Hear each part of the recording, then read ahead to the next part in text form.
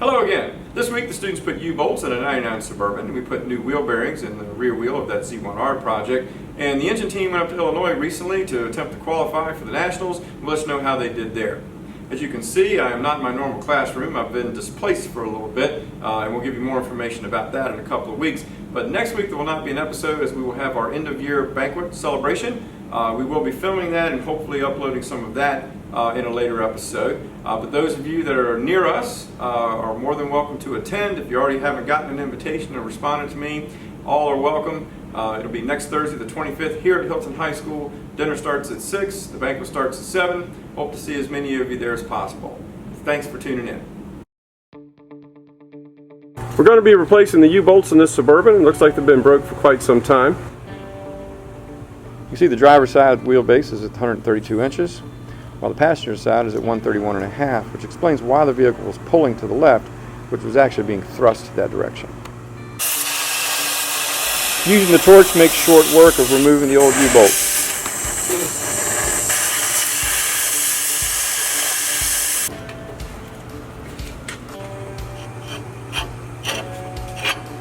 The students are using a pole jack to support the rear axle while putting on the new U-bolts.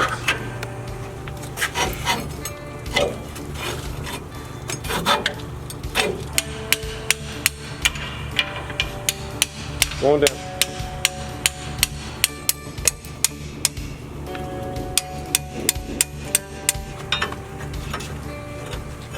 Next, the retainers go into position.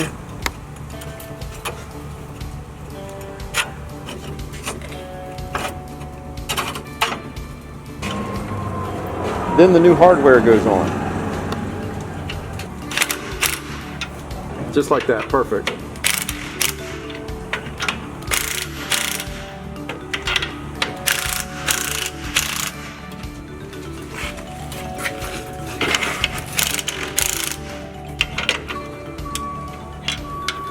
With the U-bolt nuts torqued, the job is complete.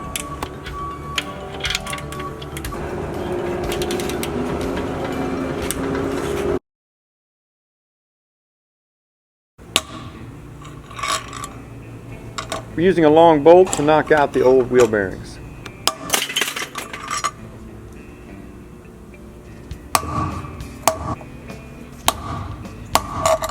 Back and forth.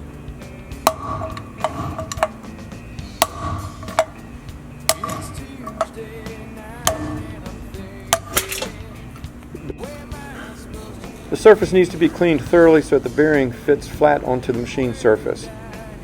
Now the bearing can be pressed into place.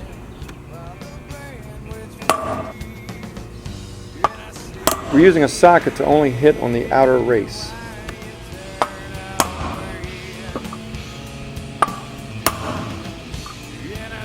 The students did a good job of getting that first bearing in. Now it's time to put in the second one, but before we do that, we need to make sure we put our spacer in place. What this does is this puts pressure against the two inner races of the bearings to help set the preload when everything is put together.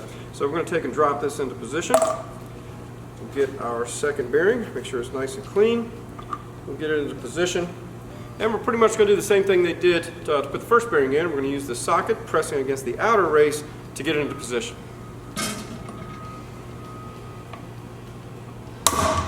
Want to make certain that you're using good sharp hits, no little taps, because you want it to move each time. Feeling for the resistance too. If you remember, we did some wheel bearings on an Isuzu a while back, and we had to stake the inner part of the hub so that the bearing stayed in position. Not having that trouble here. Everything looks really nice.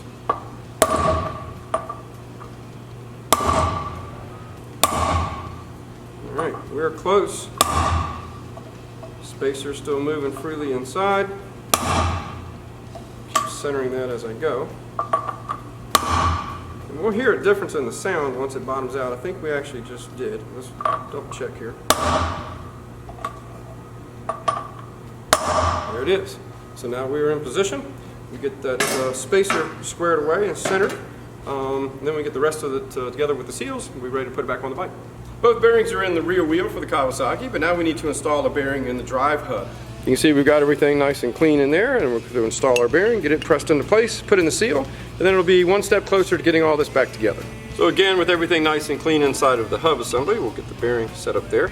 Looks like it's going to be a nice tight fit, which is good. We've got a socket here that will strike the outer race of the bearing, so we'll be able to press it in or knock it in nice and straight.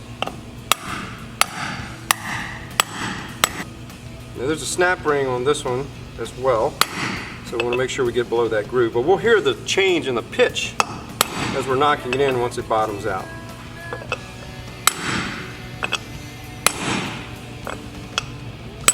There it is, nice and hard. So there we go, it's bottomed out. We've got our snap ring groove exposed. We'll put the snap ring in, put the seal on, and other than getting this cleaned up and painted, this will be ready to put back in. All right, let's get our snap ring put in.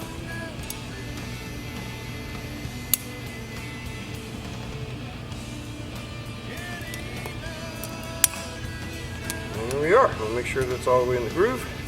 It looks fantastic. We'll get our seal set up here. We're going to do the same thing with this that we did, but we're just going to be really gentle with it. We just want to get it into flush.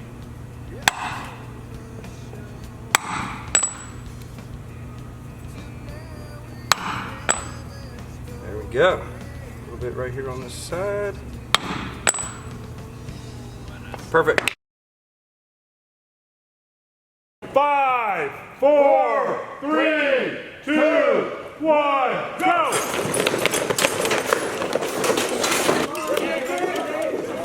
First engine team went up to Illinois recently for a regional qualifier.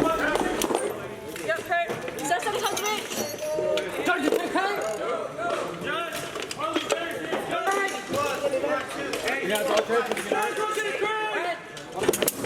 Head off. This is a compilation of 2 of their runs.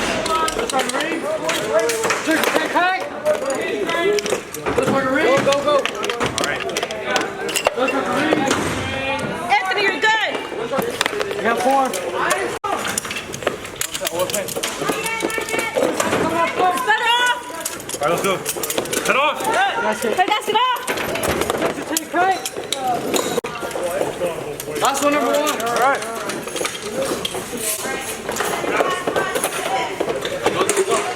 Those are greens.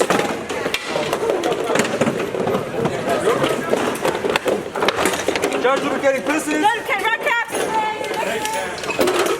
Judge to take right. Okay, I'm gonna need you. All right. Have 100 inch ready for spark plugs. All right. 3 inches set. Have it over bed.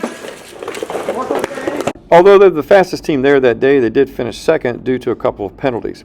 But we'll have them in shape and ready to defend our title out in Las Vegas at the SEMA show in the fall. Next time on Bulldog Builds, we do some brazing on a power steering line to our Suzu project. We put a new radiator in a 99 Suburban, and the front suspension goes back on our Fox body project to get it rolling, to get it out for the renovation of the room. See you next week.